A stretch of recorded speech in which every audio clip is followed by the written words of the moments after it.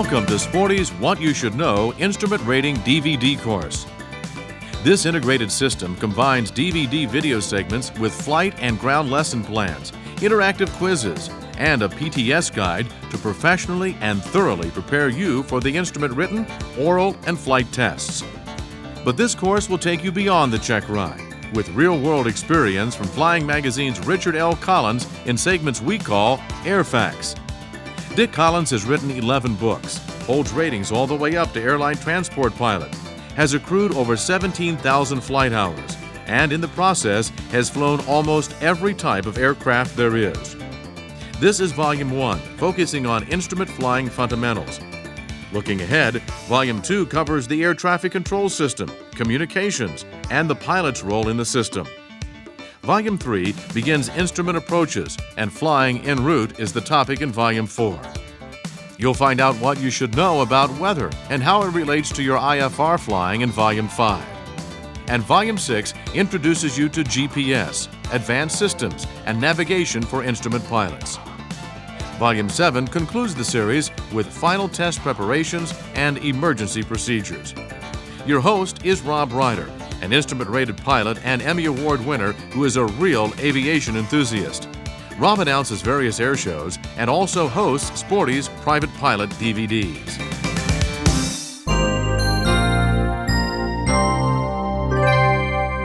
Instrument flying. Some would make a mystery out of it. Actually, it is neither complicated nor difficult. In many ways, it's easier than VFR flying. Some have said that all you have to do on an instrument flight is match the numbers on the panel to the numbers on the chart. Well, there's more to it than that, but still it's a very orderly and understandable process. To help you get off to the best possible start, Dick Collins is going to take you along on an IFR flight. This will show you how it works in the real world. If you're working toward an instrument rating, it'll outline the goal toward which you are working. If you're flying with us for recurrent or refresher purposes, it'll be a good reminder of flight in actual conditions. The whole process is aimed at bringing you up to and keeping you at a level of proficiency where you can safely fly in clouds from here to there. Now, Dick will tell you a little bit about the flight and then head out. Have a good ride. Before we go flying, I would like to tell you a little bit about what you'll be seeing. The weather briefing has been edited to delete NOTAMs and some other details, but to still leave you with a complete picture of the weather. You might want to copy the briefing as we go along just for practice, and then you can compare it with the actual conditions that we encounter during the flight. The takeoff followed the briefing by about 30 minutes, and we show it like it is, edited only for length. The flight was from Claremont County Airport in Ohio to Indianapolis, so the two air traffic control facilities used were the Cincinnati and Indianapolis TRACONs. We did not use our big TV camera, opting instead for a high-quality handheld that meets, in my airplane, the requirements of the Federal Aviation Regulations on IFR and portable electronic devices. Okay, let's get that briefing. Dayton Flight Service, can I help you? Yes, sir. The number is November 40 Romeo Charlie. Be going IFR from India 69 over to Indianapolis, leaving in about 30 minutes, and be low altitude. Uh-huh. And what type were you? Cessna 210. 210, okay, yeah. All right, let's take a look here for you. Give you a standard briefing, is that what you're looking for? Yes, sir, please. Okay. That low-pressure system and accompanying frontal systems are moving into the area. The low, on a chart I'm looking at, about an hour and a half old, so it's fairly recent, right in the east-central part of Iowa. Sort of just a nub of an occluded front hanging down from the low down into southeastern Iowa, and then it branches out, as they normally do, to a cold front down to the south-southwest, tailing out into southwest Texas. And then a warm front, and that's why we've got such nice warm temperatures right now. I thought it'd be a little colder today, but a warm front heading pretty much east, slightly southeast, tailing out on into the southern part of Delaware. And we're getting that southerly flow from around that low, so our temperatures aren't real bad right now. As far as precautions associated with that system, I naturally have IFR conditions throughout most of the eastern third to a half of the country associated with the system. But your flying IFR shouldn't be too much of a problem, although we are looking at some occasional low IFR I noticed in some of the terminals. I'm not sure about Indy. We'll look in a second. In addition to the IFR, we've got some icing precautions. Some moderate mixed icing, probably in the clouds and in the precip, from the freezing level on up to, the higher altitudes there, 18, 20,000. We'll look at that freezing level for you here in just a second. Let's take a look at the turbulence side now. A little moderate turbulence below 12,000, again, around that low through the lower Great Lakes, the New England, Mid-Atlantic, and back through the Central Plains area there around that low pressure. A little moderate turbulence below 12,000 is being called for. There's some high-level turbulence, 18 to 35. That won't be a factor for you if you're in 210, no. And that's it as far as the precautions go. A little bit of icing, turbulence, and I've seen both of those reported. And, of course, we do have the IFR at this point. Okay. Nothing in the warnings list, so that's it on the precautions. The current weather. Lunkin and Greater Cincinnati both are very similar. Winds 240 at 7, 3 miles visibility, light rain and mist, with a ceiling of 900 broken, 1,500 overcast, temperature of 13, a dew point 12. Greater Cincinnati is very similar, but they've got 1.5 miles in light rain and mist. Same temperatures and everything, so no difference there. As you go towards Indianapolis, they're low IFR. Winds 180 at 7, 1 mile visibility and light drizzle and mist. Ceiling 300 overcast. Temperature 6, dew point 5. It looks like the RVR for runway 05 left is greater than 6,000 feet. And that's at Indianapolis. Pilot reports nothing along that particular route. About 40 northeast of Greater Cincinnati at 14,000, and MD-80 reported moderate clear icing. That could be supercooling too. I don't like it when they put those in. If they're in a descent, that makes a big difference coming out of those colder altitudes. But it didn't say whether he's climbing out or in a descent. Any thunderstorms shown on that Doesn't chart? appear to be any storms. It's all just light rain or rain shower activity. Cincinnati's showing that. Julian Carroll down in Kentucky is showing some rain shower activity. Okay. There is a bunch of spottings on the grid for Cincinnati, so there's a lot of precip out there. It's level 1 and level 2. They're calling their max tops 21,000, but they're down there towards the Kentucky area. I see a little bit of yellow spots down there, a little yellow spotting, and that's probably maybe some level 3, probably just rain showers, though. Looking at forecast, Lunkin's been amended once, and they are forecasting from now till 21Z. Wind 200 at 14, 1.5 miles in light rain and mist, with ceilings of 500 overcast. Occasionally from 12Z to 21Z, 4 miles in light rain and mist, with ceilings of 1,500 overcast, and a chance of wind 200 at 16, gusting to 26, 1 mile, rain, mist, and ceilings of 200 overcast. So they expect a wind to pick up as we get a little closer to the low pressure center. Okay. That's valid till 21Z, and then they expect cold frontal passage through the southwest Ohio area. That's about what the charts indicate, too. You want some weather after 21Z coming back? No, so that'll be fine. Okay. Indianapolis is forecasting from now till 17Z, and you're leaving here shortly, I think you said. Right. Yeah, they're going to go with the wind 200 at 14, 3 miles visibility in the mist, ceilings of 600 overcast, and occasionally from 12Z to 17Z, 1 mile in light rain and mist. And they expect cold frontal passage by about 17Z.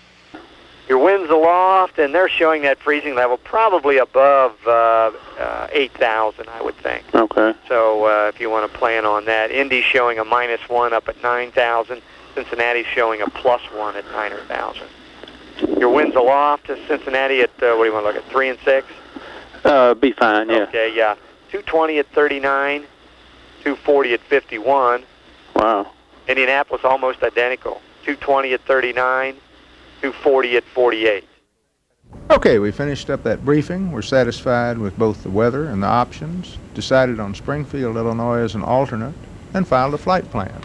Direct to Cincinnati Vortac, Victor 97 to Shelbyville, direct to Indianapolis at 6,000 feet. Let's fly. With the pre-flight thorough and complete, the pre-start checklist run, and the charts selected, folded, and arranged, it's time to start the engine. Cincinnati clearance delivery, Cessna 40 Romeo Charlie is at Claremont County, IFR to Indianapolis. 40 Romeo Charlie, which runway and how long before you're ready? 22 in about 5 minutes. 40 Romeo Charlie, cleared to Indianapolis from item 69 as filed. Maintain 3000. When in controlled airspace, fly heading 220. Departure frequency will be 121.0. Squawk 4253. 40 RC, Indianapolis has filed to maintain 3000 and entering controlled airspace, fly heading at 220, 121.0 and 4253 on the squawk. And do you have an altimeter, please? Cincinnati altimeter 2987. Clearance void if not off by 1420. Time now 1406. 40 RC is void at 20, and we'll call you if we don't get off. At Clermont County, 40 RC is about to launch on runway 22, and we'll be a heading of 220, climbing to 3000. The power is coming up now. Right on up.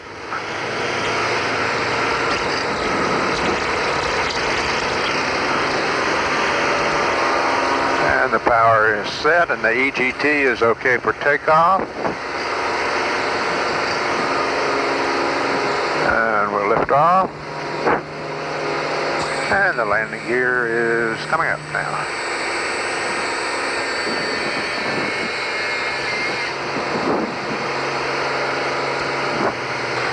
A couple of things on that takeoff. One, I always check the EGT or the turbine inlet temperature as soon as power is applied to make sure that combustion is good. If it was not within the usual range, I'd abort the takeoff. The other thing is that the entry into instrument conditions is a challenging time. Lots of sensations in here, and you need to really hunker down and concentrate on the basics of instrument flying.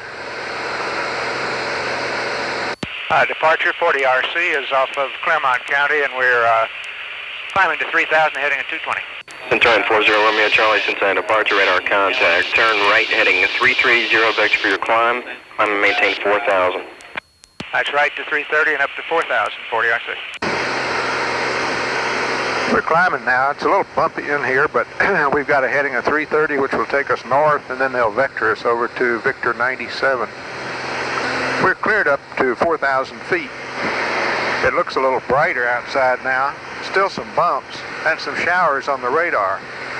We haven't had ground contact since right after takeoff. Flying in light rain now. Air seems to smooth out just a little bit. All the engine settings are good. Now we have 500 feet to go.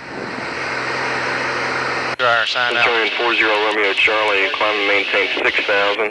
RNAV direct Shelbyville on course. 40 RC up to 6,000 and direct to Shelbyville. Thank you. Cleared to Shelbyville now.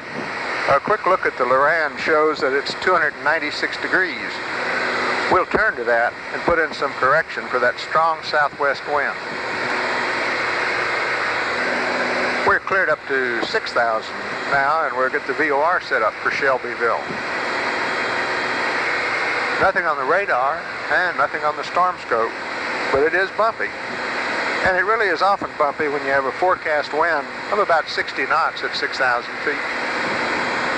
When we looked at the radar chart before takeoff, it looked like the heavy rain would end out here about 40 or 50 miles. Some good bumps there. 1,000 feet to go to 6,000 feet. Everything on the engine looks good, radar looks good, and the storm scope looks good. 500 feet to go. Hey, we're about to break out on top. That's interesting. It shows that what you get is what you get, not what you think you might get. They said the tops were high, up around 21,000 feet if I remember, and we're breaking out on top right now at 5,900 feet. Well, this is a good example of weather not being what you expect. From the forecast, I thought we'd have a wet and bumpy ride all the way to Indianapolis. As it happened, or is happening, the flight is on top and we're in relatively smooth air at 6,000 feet after breaking out just below that altitude. Remember, though, that the weather can be worse than forecast just as well as it can be better than forecast. The strong wind is certainly there, as reflected in an extremely low ground speed on the DME. The en route portion of the flight on to Indianapolis is quite routine. Quite a distance out, listen to the Indianapolis ATIS just to get an initial idea of what the weather is there. Indianapolis Airport Information, Romeo, record special 1355 Zulu. Wind 2004, visibility 1. 100, thin broken, measured ceiling 700, overcast, temperature 72.7, altimeter 2983. ILS runway 23 right approach news. All approaches over noise sensitive areas. Airman, taxiways Charlie 1 and Charlie 2 closed. Runway 32, glide slope, back to maintenance. Taxiway Bravo 1 closed southwest of the Foxtrot taxiway system. Indianapolis VOT out of service. We'll listen to that ATIS again when we get closer. It's interesting that the weather is 1 mile in mist, 100 broken, 700 overcast. With that 100 broken, if there's a patch of cloud on the ILS when we reach the decision height, we probably won't see the runway, and we'll get to go somewhere else. 40RC, contact approach on 128.7 now, please. 40RC, 128.7. Thank you. Good day. Approach 40 Romeo Charlie at 6,000. Centurion 40 Romeo Charlie, roger. Pass on a pilot report. The tops are at 6,000 in the area. You say the tops are what? About 6,000. Roger, thank you. Clear above? It is to the west. It isn't to the east. Okay. Now we stay under control of Cincinnati until about 30 miles from Indianapolis, where there's a handoff to Indy approach control. Let's jump to there and eventually learn a lesson on why it's always good to have extra fuel on board for an IFR arrival. This is true today, even though subsequent ATIS broadcasts reported improving weather. Centurion 0 Romeo Charlie, information Sierra is now current. The new Indy weather is the wind 200 at 7. The visibility 2 1/2, 400 scattered. Measure ceiling 1,100 broken, 1,700 overcast. Temperature 72.7. Altimeter 2983. 40RC, thank you. Cessna 0 Romeo Charlie, fly heading 320. 40RC, 320 on the heading. Cessna 0 Romeo Charlie, turn left heading 310. That should do for the base. Stand at pilot discretion. Descend and maintain 4,000. 40RC, 310 on the heading, and we're out of 6,000 for 4,000. We'll run both nav radios on the ILS, and we'll monitor the ILS identification all the way in just to make sure it doesn't go wrong.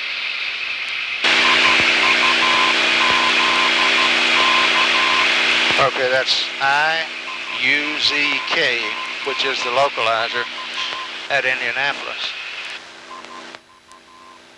And I'm just going to leave that playing gently in the background.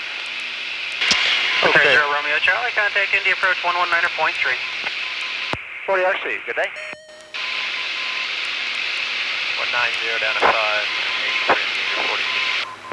4160, question 40, 69, what's your indicated airspeed? 220, Okay, hold speed 210, 220. Thank you. Ma'am, 4069, we want to let you know, right before you gave us that heading, we were flying a heading of 210 to maintain a 182 radial. There's quite a bit of wind up here. Street 4069, okay, fly heading of 210. 4069. Continental 1229, hold speed 210, please, at least faster if you'd like. Continental 1229, we get you at least 210. Centurion 40 Romeo Charlie, Indy. Yes, sir. 40RC is with you, level at 4,000, flying a heading of 310. Centurion 40 Romeo Charlie, flighting 360, vectors of the ILS 23 right approach, altimeter is 2983. 40RC, 360 on the heading. Centurion 0 Romeo Charlie, what's your indicated airspeed, sir? We can do 140 to 150 on the approach till we're about 2 miles out. Thank you. November 0 Romeo Charlie, turn left heading of 340. 40RC, 340.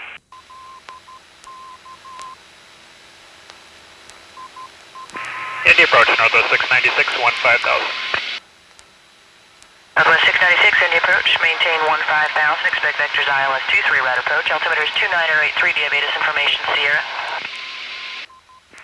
We've got Romeo 2983, Northwest 696. Northwest 696, roger, stand by 1, I'll give you Sierra. November 0 Romeo Charlie, turn left heading 320. 40RC, 320. Indy Northwest 696. Yes, sir. Northwest 696, descend and maintain 11,000. Did you copy Sierra when I read it? Okay, yes, we copied. We're cleared down to 11,000 now, is that correct? Northwest 696, correct. Okay, also, we've got ourselves a medical emergency on board right now. We're going to request priority handling into Indianapolis. It's a little 4-month-old baby with a heart problem. If you could have the paramedics standing by for us. We'll do it. Thank you. Number 0, Romeo Charlie, turn left heading of 290. I may have to vector you out to follow traffic with a medical emergency on board. 40RC, 290 on the heading, and whatever you need. Roger. If you could pass on for Northwest 696 to the medical people. We have a 4-month-old baby who is down on oxygen, and he has a declining heart rate. Okay, we'll do it. And what's your gate number, sir? Do you have it yet? No, it'll be right there. They're at the end of the concourse. We'll get right back to you. Leave the A gates. Northwest 696, expect vectors for the ILS 14 approach. Northwest 696. Number 0, Romeo Charlie, just fly heading of 250 for now, please. 40RC, 250 on the heading. This is a pretty neat thing the controller is doing here. He has a constant stream of airplanes inbound for runway 23 right, and he has a medical emergency.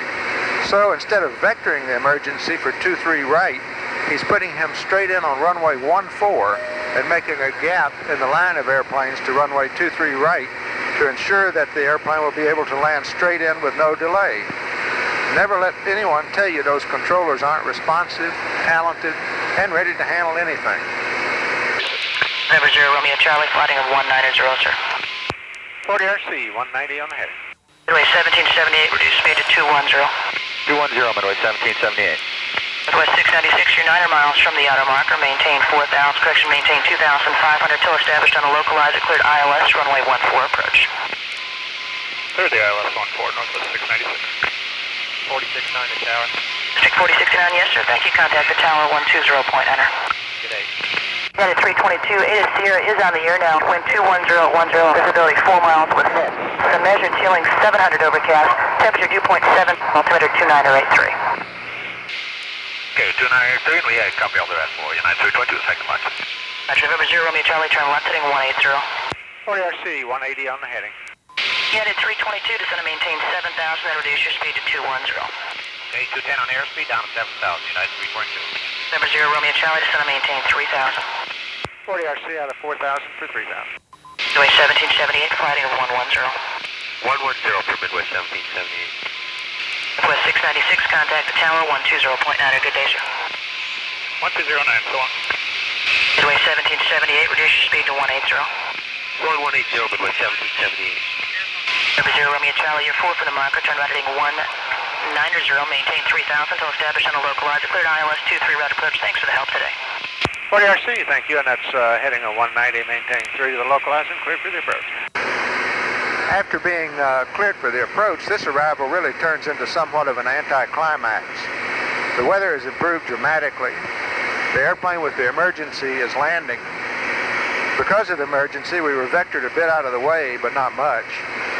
If the weather had been worse, perhaps as bad as forecast, the extra time we would have had to spend on vectors would likely have been greater, calling for extra fuel. You sure wouldn't want to fly into a situation like that with minimum fuel and present the controller with 2 emergencies. Number 0, Romeo Charlie's over the river, outer marker, contact the tower 120, point enter. Good day, sir. 40RC, thank you, and good day. Tower 40RC, just inside river. Trade 40 Romeo Charlie, tower runway 23 right, clear to land. 40RC, clear to land, thanks. And we're on final now with the runway in sight, tracking the localizer and the glide slope. Even though it was not completely routine because of the airliner's medical emergency, we've flown into a major terminal area. We fit into the traffic flow, and we're landing without having any effect on the operations of the long string of airline aircraft headed for the airport. The arrival was easier than a VFR arrival, too, because we were handed off to the approach controllers who gave us instructions on headings and altitudes to fly. Arriving somewhere really couldn't be much simpler than that. If you're earning your instrument rating, make sure you get some exposure to busy airports. For instrument pilots who don't feel comfortable around busy airports, the best way to remedy this is to get some duel around a busy place. Glad you were able to fly with us today, and in the next segment, we'll explore the standards that you have to meet to earn an instrument rating. They just happen to also be the standard you should maintain as you stay current if you already have an instrument rating.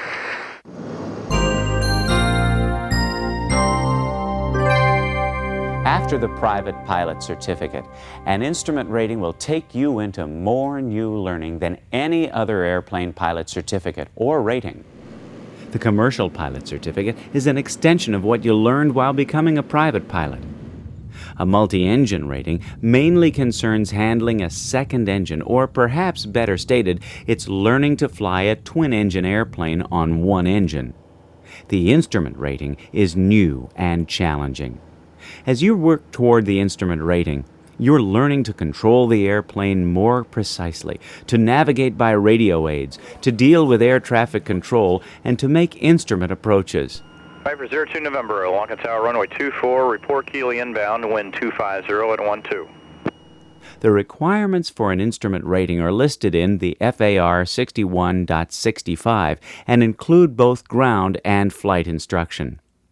There's a written examination which covers regulations, aircraft instruments, radio navigation, flight planning, en route and approach procedures, and of course, weather. To take the written examination, you must also show that you have received ground instruction or completed a home study course. A passing score on the written examination is valid for 24 calendar months. The practical portion of the instrument rating test must be completed within that time.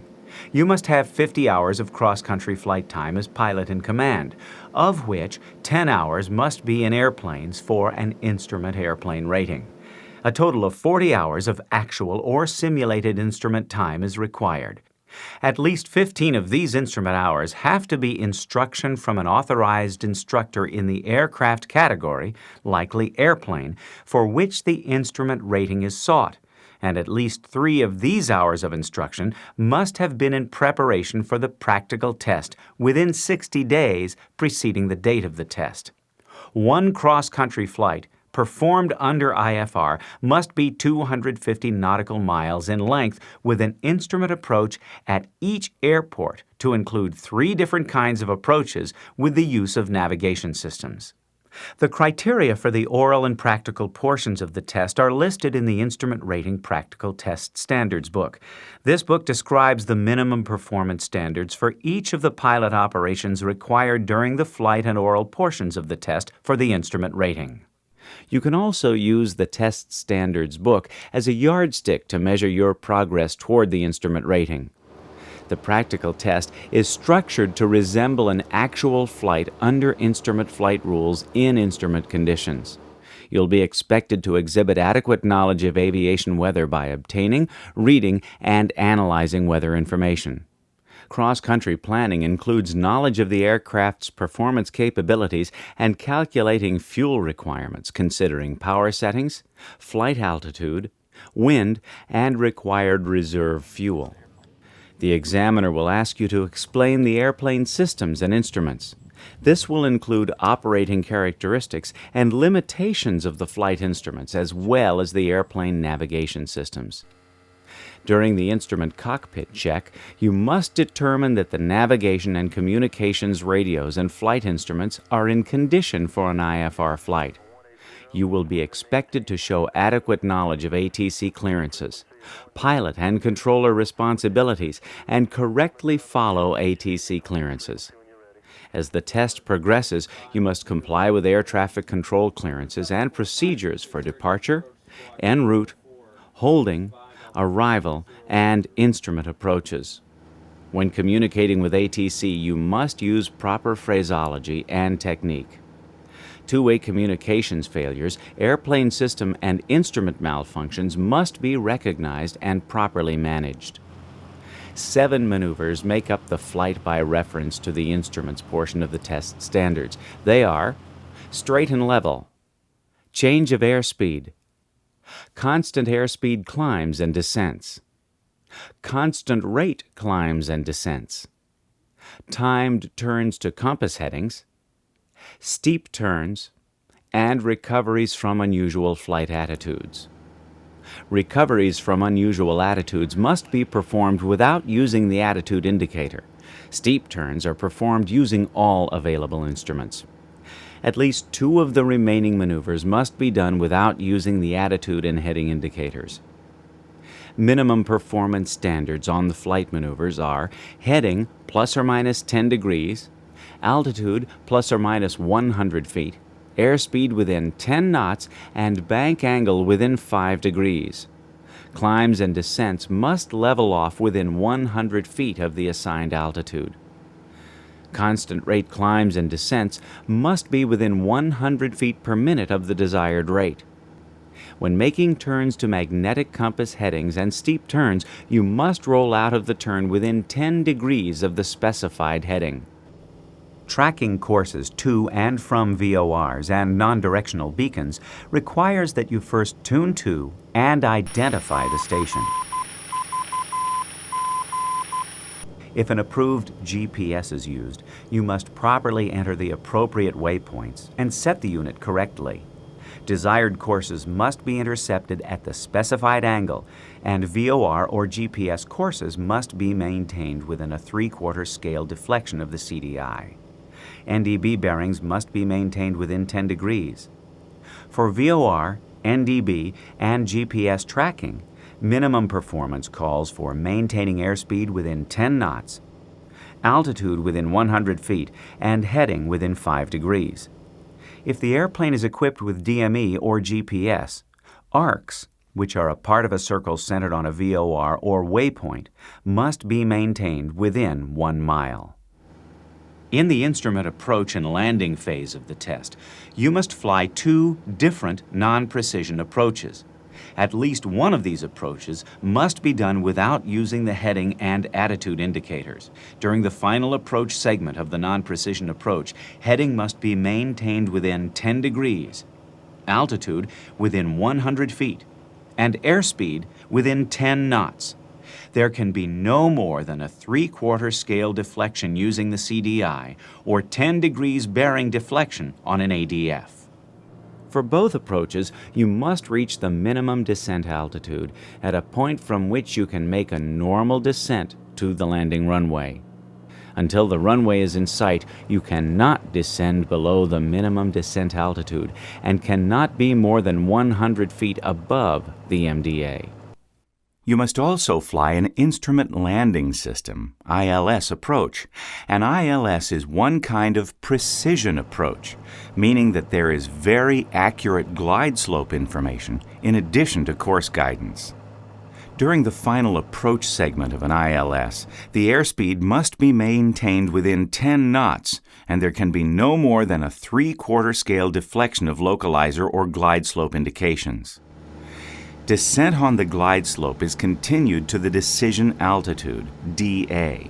If you do not have the runway in sight at the DA or at the missed approach point on a non-precision approach, you must follow the charted or verbal missed approach instructions and the limits of 100 feet, 10 degrees, and 10 knots apply to altitude, course, and airspeed respectively. These are the high points of the practical test standards. There is more detail in the book, which is included with this course. These standards establish the minimum performance for successful completion of the practical portion of the instrument rating test. Don't settle for minimum acceptable competence. Strive to be better than minimum. After all, there's a lot riding with your ability and capability, namely you.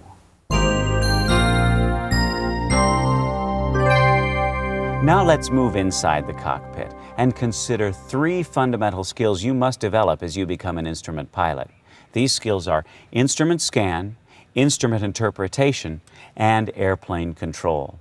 While these skills are learned separately and sequentially, they become integrated to enable you to smoothly and positively control the airplane on any flight path. Most instrument panels are arranged in the T pattern. The airspeed indicator is on the top left, where you can see it without diverting your scan from the runway during takeoff and landing. The attitude indicator is in the center, in keeping with its being the center of attention. The right top of the T is the altimeter, and the vertical leg of the T is the heading indicator. The turn indicator or coordinator and the vertical speed indicator fill in the blanks on the left and right sides. If there's any standard organization to the instrumentation on general aviation airplanes, it usually stops with the 6 flight instruments. Other controls and gauges seem to be positioned on a space-available basis without rhyme or reason. To develop your scan, sit in the airplane and learn where all the switches, indicators, and controls are positioned. Being able to find controls, gauges, and switches without hunting for them will enhance your scan. The ultimate ability is the blindfold cockpit check, where you touch instruments, switches, gauges, and controls called for while you are blindfolded. But, and this is a large but, do not flip switches or controls without looking at them. A lot of runways have scars from propeller strikes caused by pilots retracting the landing gear when they thought they were retracting the flaps. If you're renting the airplane, insist on always using the same airplane, or at least one that has the same arrangement of instruments, radios, switches, and indicators. As you become more proficient, you'll be able to cope with other arrangements, but why increase your burden during early training? If we describe an effective scan as looking at the right instrument or instruments at the right time, it's important to know which instrument is the right one. To know the right instrument, you need to know the information that each instrument can give you. Flying an airplane on instruments is done exactly the same as controlling the airplane using the natural horizon. Regardless of the references used, the 4 fundamentals of flight, straight and level, climbs, descents, and turns are all done the same way. All maneuvers involve controlling pitch, bank, and power. When flying visually, the only outside reference for pitch control is the relationship between the natural horizon and the nose and wings of the airplane. All other pitch references are inside the airplane. The only outside reference for bank control is the relationship between the natural horizon and the wings and nose of the airplane. All other bank references are inside the airplane. All references for power control are inside the airplane. When the natural horizon is visible, it's used to position the pitch and bank of the airplane. Most of your scan time is devoted to recognizing the relationship between the airplane and the natural horizon. So the only difference between instrument and visual flying is the horizon used. Instrument flying substitutes the attitude indicator for the natural horizon. Recall that an earlier name for the attitude indicator was the artificial horizon. When controlling the airplane by instrument reference, the attitude indicator is used to establish and maintain attitudes. The attitude indicator is not a performance instrument. It provides you with a direct picture of the pitch and bank attitude. Other instruments must be scanned to determine the performance resulting from the attitude shown. For example, maintaining the level flight attitude is no assurance that the altitude is remaining constant. To confirm that the airplane is in level flight, you have to check the altimeter. A wing's level attitude does not necessarily mean you are in straight flight. The heading indicator has to be used to check heading. During your instrument flying, most of your scan time will be spent on the attitude indicator. You'll realize that your instrument flying is much more precise than your visual flying. This is because now you're paying more attention to the performance instruments when you used to spend time looking outside the airplane. There's no one scan pattern that works for all pilots. Proficient instrument pilots scan all the instruments, with the attitude indicator getting up to 2/3 of the scan time. As your instrument experience and capabilities increase, you'll learn what to look for, when to look for it, and the response to make. As you begin instrument flying, the usual tendency is to scan too rapidly, looking at the instruments without knowing exactly what you're looking for. Slow down. Get the message from an instrument before going to the next one. When the instruments become more familiar, you won't need as much time to get the message. As you gain experience, you'll learn to adjust the scan rate and sequence to suit the flight situation. There are a number of scan errors you should be aware of. The first of these is omission of an instrument or instruments. This usually happens when an attitude change is made without checking the performance instruments. An example of omission is leveling off from a climb by establishing the level flight attitude on the attitude indicator without cross-checking the effect of the attitude change on the altimeter. Emphasizing one instrument is another error that is closely related to omitting an instrument. The difference is you do not omit an instrument but rely too much on another instrument. You can probably do a reasonable job of maintaining altitude using either the natural or artificial horizon. However, precise altitude control requires frequent checking of the altimeter. Fixation, or staring at one instrument, is also a common error. Fixation is most apt to happen as you approach an altitude during a climb or descent, or a heading during a turn. You're determined not to go through the specified altitude or heading and thus stare at the altimeter or heading indicator while the other instruments cry out for attention. If you're climbing at 500 feet per minute and have 300 feet to go, it'll be about 30 seconds before you start the level off. In a standard rate turn with 45 degrees to go, it'll be more than 10 seconds before the rollout should start. Typical students tend to fixate on the bank instruments more than on the pitch instruments. This is because the airplane is more stable in pitch than bank. In a moment, we'll look at the 4 fundamentals of flight. We'll describe not only how to fly on instruments, but also help you discover which instruments are the right ones to look at as you fly. Before we look at straight and level, and climbs and descents, let's take a quick trip around the instrument panel to group instruments in either the pitch, bank, or power column. Starting at the top left of the T, the airspeed indicator goes into both the pitch and power columns. The attitude indicator is equally at home in the pitch and bank columns. You've probably already put the altimeter in the pitch column. Continuing clockwise, the vertical speed indicator completes the pitch instruments.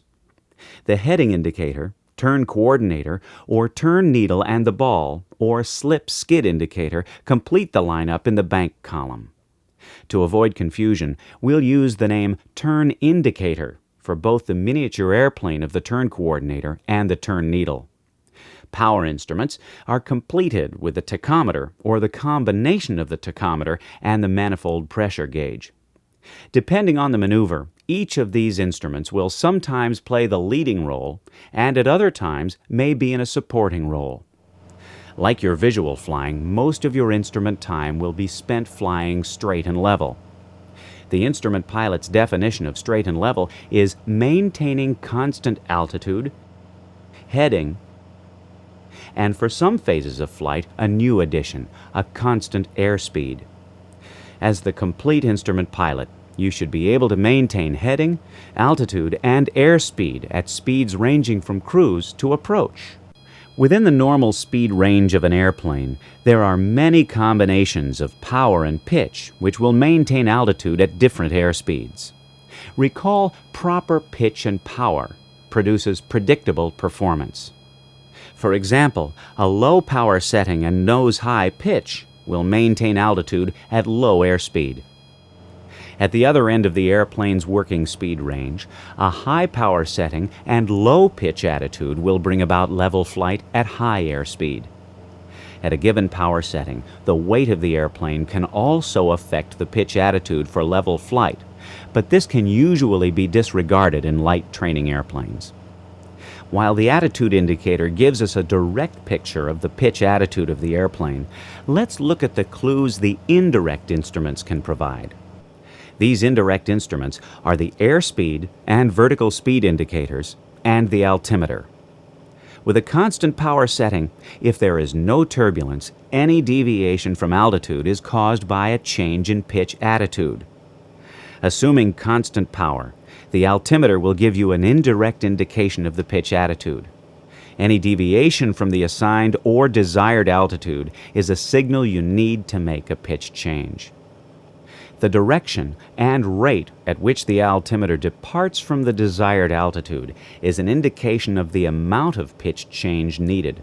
For example, a large nose-up pitch change from level flight will show as a rapid clockwise movement of the altimeter needle. If the altimeter needle moves at a slower rate, the pitch change is smaller. Any change in indicated airspeed is also an indirect indication of a pitch change. In level flight, with power constant, the indicated airspeed should remain constant. A large change in pitch attitude will result in a rapid and large change in indicated airspeed. A small pitch change will show up as a slow and small change in indicated airspeed. The vertical speed indicator needle indicates any up or down trend of the airplane. It indirectly shows any pitch attitude deviation from level flight. Trend, or what's happening information, is displayed quickly. Rate, or how much is happening, takes several seconds to appear after the airplane has stabilized in level flight, climb, or descent. Pitch corrections for level flight should be made using the attitude indicator and limited to half, full, and 1 1/2 bar widths corrections. The pitch corrections to maintain level flight on instruments are smaller than those made using the natural horizon. When the airplane is properly trimmed, the control pressures needed for these small pitch changes are very light. A 1/2 bar width pitch change is used for altitude corrections of 100 feet or less. For corrections of more than 100 feet, use a full bar width pitch change initially, changing to a 1/2 bar width when the remaining altitude correction is less than 100 feet. The rate of return should not exceed double the altitude correction. If the error is 200 feet, the rate of return should not be more than 400 feet per minute.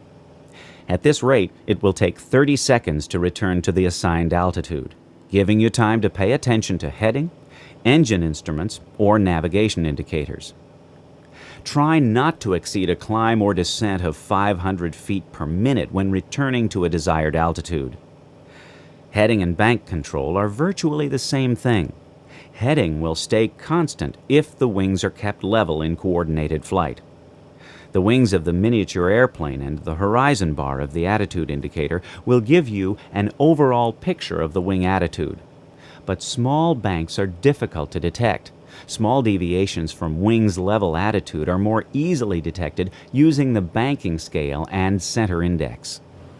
Odds are that bank control will require more practice than pitch control. There are several reasons for this. First, the airplane is more stable in pitch than bank, and if you're a typical VFR pilot, you refer to the altimeter more than to the heading indicator. While the attitude indicator will show if the wings are being kept level, you still need to look at the heading indicator to be sure the heading is the right one and that it is kept constant. The attitude and turn indicators are supporting bank instruments during straight flight. The most common error for both pitch and bank control is over-controlling.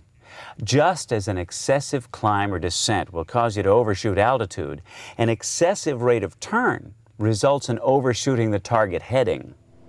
For heading corrections of 5 degrees or less, keep the wings level and use rudder pressure to change the heading. 5 degrees of heading change doesn't give you enough time to make a coordinated turn. If heading is off more than 5 degrees, make a coordinated turn, but restrict the banks to half the number of degrees you want to turn, but not more than standard rate. Intentional airspeed changes in level flight are normally accomplished by changing the power. Adjust the power to the setting that you've previously determined will produce the desired airspeed. Adjust the pitch attitude to maintain altitude as the airspeed changes. As the airspeed approaches the desired airspeed, the airspeed indicator becomes the primary power instrument, and the altimeter is primary for pitch. Fine-tune power and pitch as the airplane stabilizes at the new airspeed, and trim to relieve control pressures. Now let's take a look at climbs. To enter a constant airspeed climb, raise the nose to bring the miniature airplane the predetermined position above the horizon bar. As the pitch attitude is raised, increase the power to the climb setting and use right rudder to keep the airplane from turning to the left.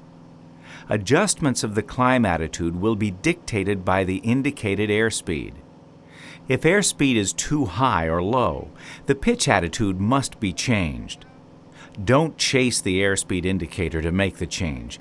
Use the attitude indicator to make small changes of 1/2 bar width. Wait, and note the effect on the airspeed indicator. As the desired altitude is approached, the level off must be started about 10% of the rate of climb before reaching the altitude. If the climb is 500 feet per minute, the pitch attitude should be smoothly changed to the level flight attitude 50 feet before reaching the final altitude.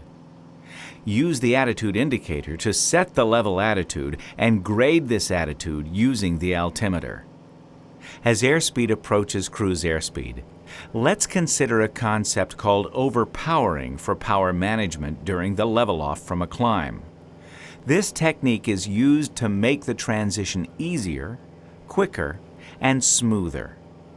Leveling off from a climb, don't reduce power as soon as the pitch attitude is in level flight. Instead, maintain climb power until the airspeed is within 5 knots of cruise before reducing power. For a constant rate climb, increase the power to the approximate setting required for the desired rate of climb and simultaneously raise the nose to the approximate pitch attitude needed for that climb rate. As the vertical speed indicator stabilizes, it becomes the primary pitch instrument, and the airspeed indicator is primary for power. Lead the level off by 10% of the rate of climb and adjust the pitch and power to the appropriate settings for the desired level airspeed. Now let's look at descents, which can be made at a variety of rates, airspeeds, pitch attitudes, power settings, and in various drag configurations. You and your instructor should predetermine these power settings, but don't try to memorize them. Log them on a card, which you can put on the instrument panel or on your knee board. It's also a good idea to show the attitude indicator positions expressed in bar widths alongside the power settings for the various flight modes. Later, in preparation for making instrument approaches, you'll again want to determine the power settings for rates appropriate to the airplane you're flying. To enter a descent at constant airspeeds up to maximum structural cruise airspeed, simultaneously lower the pitch attitude and reduce power to the predetermined setting. When entering a descent at an airspeed less than cruise, reduce power to the predetermined setting and slow the airplane in level flight. As the airspeed approaches the descent speed, lower the nose to the predetermined attitude. Make corrections for airspeed by changing pitch attitude and, at the risk of sounding like a broken record, use the attitude indicator to make small pitch changes. To correct a rate of descent at a specific airspeed requires changing both pitch and power. If you start with the predetermined power setting and pitch attitude, any corrections needed will be small. To level off at descent airspeed, lead the level off by about 10% of the rate of descent. To level off at an airspeed higher than descent speed, lead the level off by 20 to 30% of the rate of descent. That completes our look at basic instrument flying in straight and level flight as well as in climbs and descents. Later in Volume 1, we'll examine turns and conclude our look at the 4 fundamentals.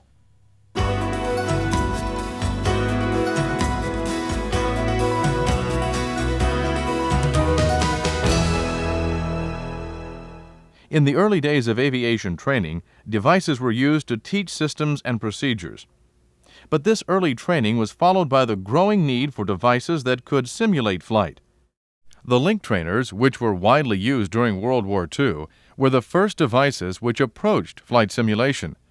The link, like this late World War II C-8 model, supposedly evolved from organ and player piano technology, and was in many respects harder to fly than the airplane. Stories abound that pilots would rather fly a combat mission than a session in the link. Simulator development has kept up with airplane development itself. In some instances, the simulator for a new design airplane is operating before the test airplanes fly.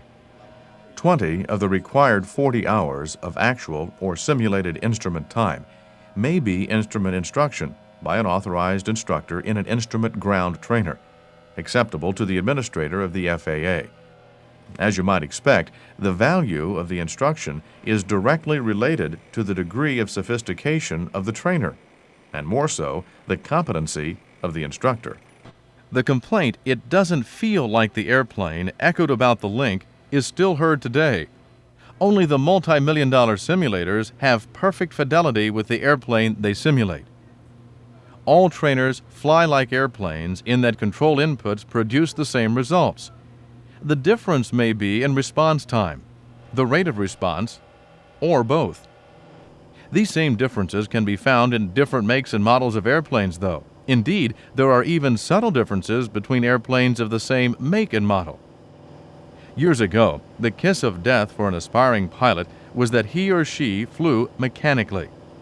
In terms of reaction and response to instrument indications, we now recognize that proficient instrument pilots do fly mechanically.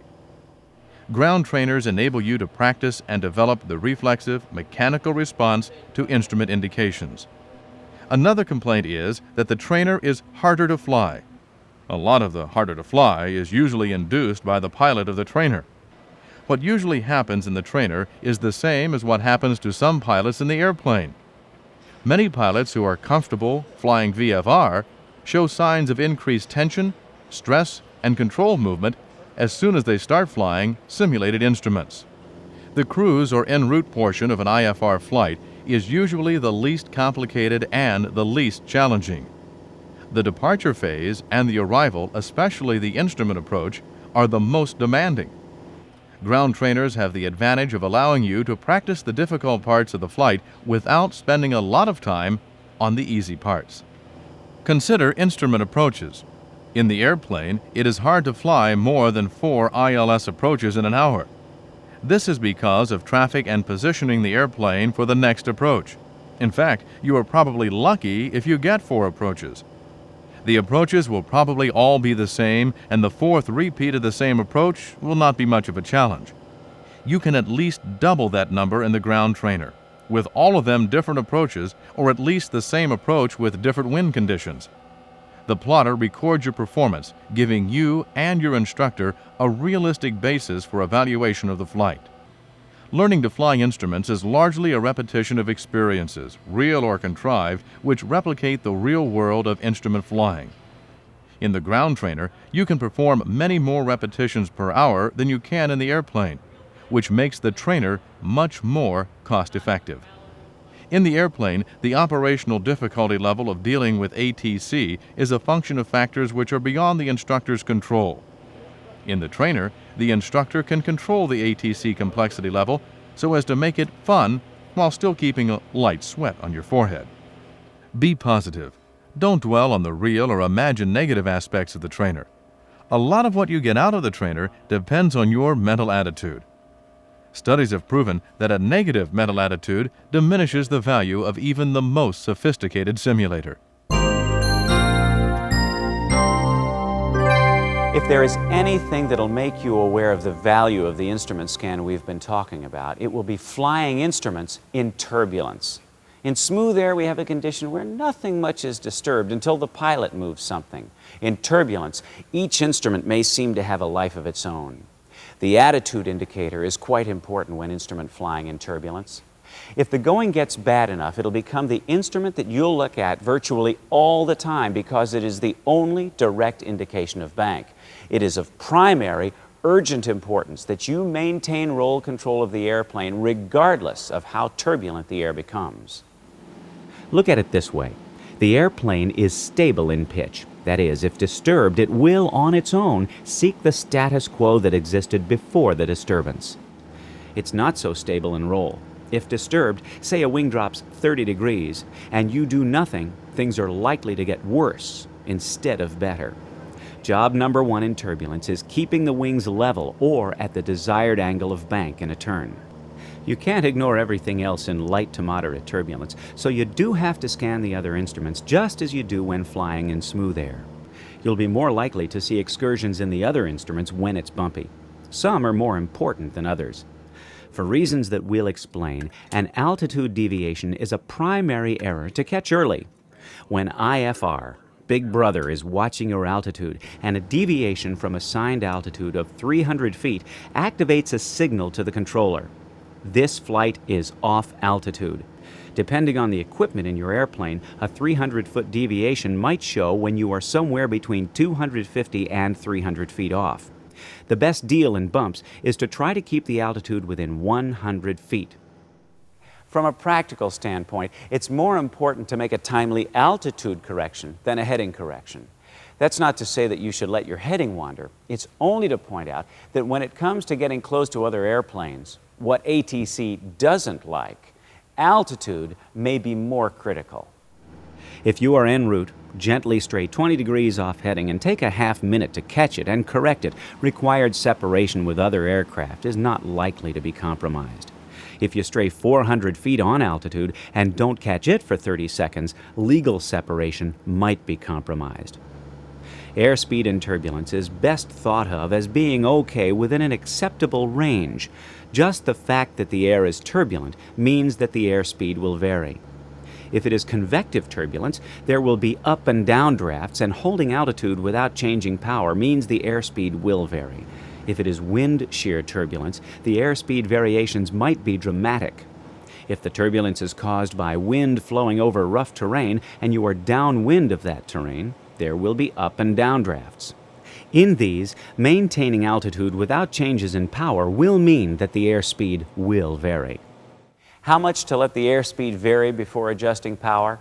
Well, there's no set amount, but on the average piston engine single or twin, you might start thinking of a power correction when the airspeed is 10 knots off normal cruise and do something about it when 15 knots off. One thing is certain, too. The relationship between pitch and power has to be honored here. If, for example, the airspeed is low as altitude is being maintained and you haven't trimmed, you will have back pressure on the elevator. Adding power and maintaining the same amount of back pressure will cause the airplane to climb. So to maintain altitude, you'll have to reduce the amount of back pressure being held on the elevator control as power is added. The nature of turbulence is such that everything constantly changes. As far as bank goes, excursions that could take the bank beyond a standard rate turn must be addressed on an immediate basis. In the pitch discipline, altitude requires immediate attention if it appears it will stray by much more than 100 feet. Airspeed is going to vary. Let it to a point. Control altitude with the elevator and use power only when the airspeed exceeds a certain variation.